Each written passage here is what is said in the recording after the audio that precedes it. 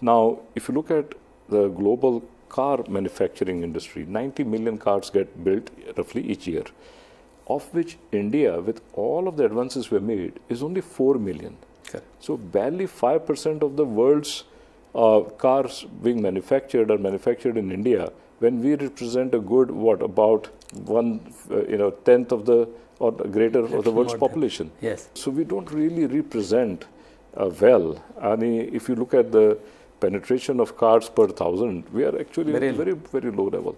Mobility is a fundamental, I think, right that people expect. So what do I expect? India will be where the growth is going to occur.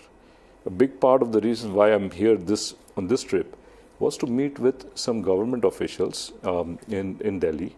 We are actually doing one joint venture with a Chinese company in Tirupati, bringing some core technologies here. We're opening a second plant in Pune. We have one plant in Chennai, so opening a second one.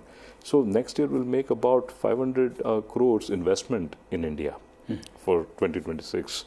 One of the bigger investments that we are making. We are doing this because we think 4 million to 8 million japak third way laksana in India. The government policies are well constructed after a long time.